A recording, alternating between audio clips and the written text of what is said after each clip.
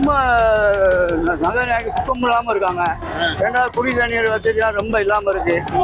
4 நாளைக்கு தராங்க, 10 நாளைக்கு இல்லாமல் போடுறாங்க. எந்த அதிகாரியும் கவனிக்க மாட்டேங்காங்க.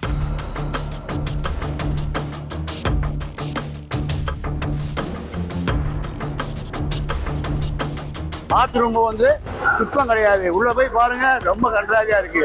இதுக்கு மாநகராட்சி நல்லா பாக்குறாங்க வந்து அதிகாரியும் வந்து கண் பண்ணாம பார்க்க மாட்டாங்க.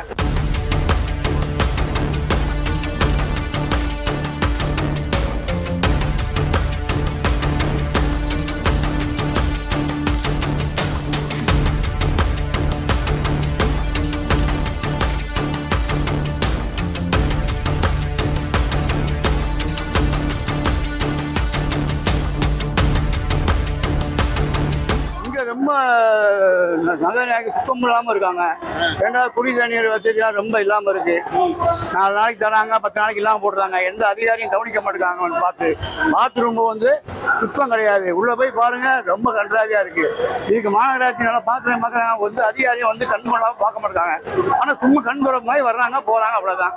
எந்த நிர்வாகமும் சரியில்லை. பஸ் ஸ்டாண்ட்லயும் ரொம்ப ராபரி அது இதுன்னு பயங்கரமா நடக்கு. உடஞ்சிருக்கு, நடக்க முடியல. இதை கண்டுகொள்ள மாட்டாங்க. யார்கிட்ட சொன்னாலும் கேட்கவே மாட்டாங்க. எங்க சொன்னாலும் நீங்க யாரு எதுக்கு சொல்றீங்க, வரது போவான்னு சொல்றாங்க. மரியாதை இல்லாம இருக்காங்க. ரொம்ப கஷ்டமா இருக்கு சார். ஈஸியா ரொம்ப பிள்ளைகள், சின்ன பிள்ளைகள், பெரியவங்க எல்லாரும் கீழே விழுந்து தடுமாறி தட்டடிச்சு தான் போய்கிட்டு இருக்கோம். ரொம்ப இதா இருக்குங்க. நான் வந்து 30-40 வருஷமா எங்க பல வியாபாரம் பார்த்தோம். கல்லு வண்டி போட்டு பெரியார் வியாபாரம் பார்த்தோம். முதல் இருக்கும் போதோட இப்ப ரொம்ப மோசமா இருக்கு. புது பஸ் ஸ்டாண்ட் கட்டியிருக்காங்க. ஆனா ரொம்ப சுத்தம் இருக்கு. பஸ் ஸ்டாண்டுக்கு வர்றீங்களே, தண்ணி குடிக்க முடியுதா? பஸ் ஸ்டாண்டுக்குள்ள போயிட்டு வர முடியுதா உங்களால? போயிட்டு வர முடியல. பாத்ரூம் போனா சுத்தம் இல்லை, தண்ணிலாம் மாக்கிறாங்க. போயிட்டு வரனா காசு ஏற்றுறாங்க. தண்ணி வருதா? தண்ணி வரல. அங்கங்க உடஞ்சிருக்கே, போய் நடக்க முடியுதா? பிளாட்ஃபார்ம் உடஞ்சதே இருக்கு. ஏடி விட்டு நினைக்கிற கீழே விழுத்துருது. என்ன பண்ணா நல்லா இருக்கும்? என்ன பண்ணா நீங்க தான் சொல்லணும்.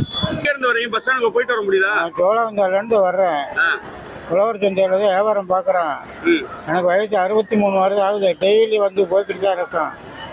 பார்த்தோம்னா சூழ்நிலை அதாவது ஒரு அவசரத்துக்கு போக முடியாத சூழ்நிலைலாம் இருக்கு. அந்த மாதிரி சுத்தம் சுகாதாரம் முன்னாயமாக இருக்கு. பிளாட்ஃபார்ம்ல போயிட்டு வர முடியுதா? நடக்க முடியுதா? பிளாட்ஃபார்ம் நடக்க முடியாது. திடீர்னு வண்டி வருது, எங்கே நிப்பாட்டா இப்படி போறான்னு தெரிய மாட்டேங்குது. இப்போ வந்து பாருங்க, வண்டி வருன்னு வருதான். வண்டி டிராபிக் நிறைய ஆகுது.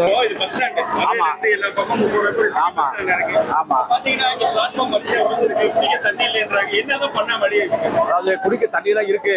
ஆனா அவங்க பாத்தீங்கன்னாக்கா அதை வந்து டிஃபன் கழுவவும் அதை கழுவவும் ஒரு சுத்தமா வச்சுக்க மாட்டாங்க. மக்களுடைய அரசாங்கம் வந்து செய்யுது. அதை வந்து நம்ம வந்து நல்லபடியா வச்சுக்கிறது மக்கள் கையில இருக்கு. எல்லாமே வந்து ஆட்சியில் உள்ளவங்க வந்து எதுவுமே செய்ய முடியாது. அவங்க வந்து நேரா உட்காந்து பார்க்க முடியாது. மக்கள் கையிலேயே பாதி பொறுப்பு இருக்கு. அவங்க பார்த்து பாதி செய்யணும். அப்ப செஞ்சாதான் அது வந்து ஒரு வீட்லயே வச்சுக்கோங்க. பொம்பளையால் பார்த்து கூட்டாத்தியா, கூட்டலன்னா குப்பையா தான் கிடக்காது. சுத்தமா வைக்கணும்ல. அதுதான் மக்கள் கையில அந்த மாதிரி கடைகள்லாம் இருக்கு. அது வாட்டி சாப்பிட்டு இஷ்டத்துக்கு போடுறாங்க, வைக்கிறாங்க. அவங்க சுத்தமா போறப்ப கூட்டி வைக்கணும், செய்யணும், எல்லாம் செய்யணும். உங்களால பிளாட்ஃபார்ம்ல நடந்து பஸ் ஏற போக முடியல. முடியல, நெருக்கம். அது எல்லாம் குண்டும் குழியும் போட்டி போட்டிருக்காங்க. இந்த இப்படி உடஞ்சிருக்கு, என்னதான் வழியா பாருங்க. அதுக்கு கவர்மெண்ட்காரங்க தான் உதவி பண்ணணும். எதுக்கு அவங்க தோண்டி போடுறாங்க? இப்பதானே கட்டினாங்க. கட்டி ஒரு 4 வருஷம் இருக்குமா? திருப்பி அதை எதுக்கு தோன்றாங்க? மழை பெஞ்சதுன்னா மழை பெஞ்சா குண்டு குழிமா தான் கிடக்கும். பாத்ரூமுக்கு வந்து போகும் ஈஸியா இருக்குது. ஆனா அவங்க 5 ரூபா கூலி கேக்குறாங்க. கான்ட்ராக்ட் கொடுத்து தானே எடுத்தாங்க. அவங்களுக்கும் தனியா சம்பளம் போடுறாங்களா போடலையா? உங்க கூட வந்தாக்கா ரொம்ப சந்தோஷமா உட்கார்ந்திருக்கேன்.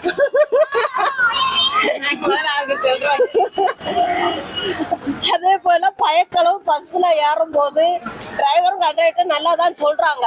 அதை கேக்குறாங்கல்ல, தொங்குறாங்க. அது விழுந்தா யாருக்கு பாதுகாப்பு? பாதிப்பு யாருக்கு? அவங்க அம்மா அப்பாவும் தானே. சொன்னாலும் மண்டையில ஏற மாட்டாங்க.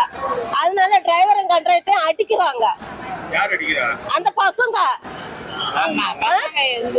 நாங்க அவங்களுக்கு தானே நல்லா சொல்றோம். அன்னைக்கு ஒரு டிரைவரை அடிச்சு போட்டாங்க கண்டக்டர்.